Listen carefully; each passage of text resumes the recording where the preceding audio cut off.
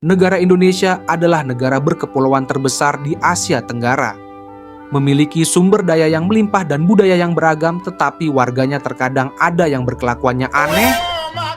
Apakah negara lain juga sama memiliki kelakuan yang aneh? Seperti Jepang yang dikenal disiplinnya sangat ketat, atau Swiss dengan SDM yang paling tinggi di dunia, dan negara-negara lainnya? Di video ini akan gue bahas. Faktanya, warga Indonesia nggak selalu berkelakuan aneh. Negara Indonesia juga memiliki prestasi yang menonjol di dunia.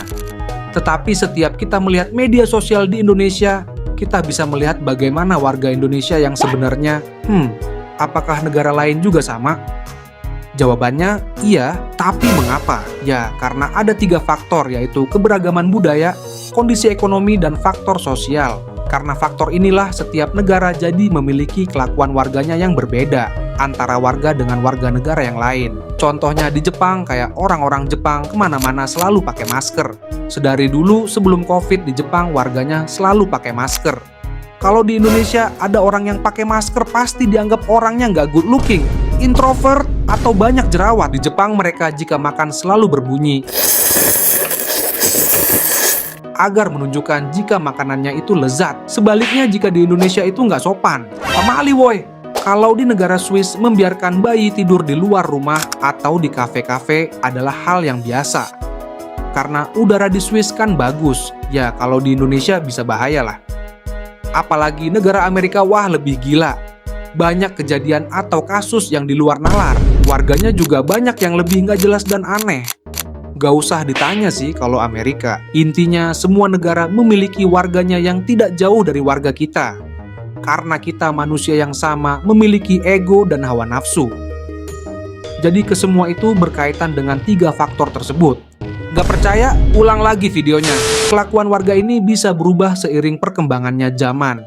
Karena pengaruh dari media sosial.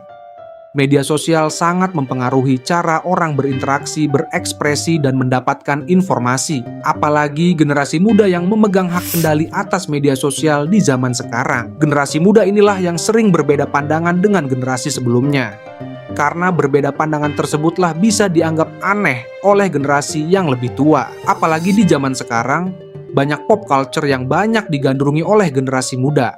Seperti musik, film, gaya hidup, dan lain-lain. Ini juga yang mempengaruhi persepsi orang bahwa kelakuan warganya aneh. Lagi pula, banyak negara mengalami perubahan serupa, terutama negara-negara berkembang yang mengalami pertumbuhan ekonomi cepat.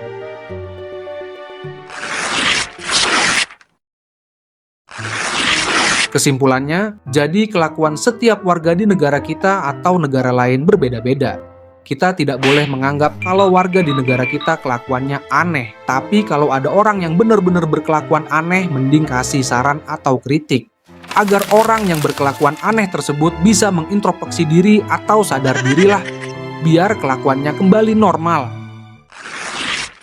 Oh ya, gue mau berterima kasih buat kalian yang sudah support channel ini. Mohon maaf jika ada kata-kata yang kurang berkenan yang keluar dari mulut gue. Saya minta maaf. Lagi pula ini channel baru jadi harap dimaklumi. Jadi bagaimana pendapat kalian? Tulis di kolom komentar.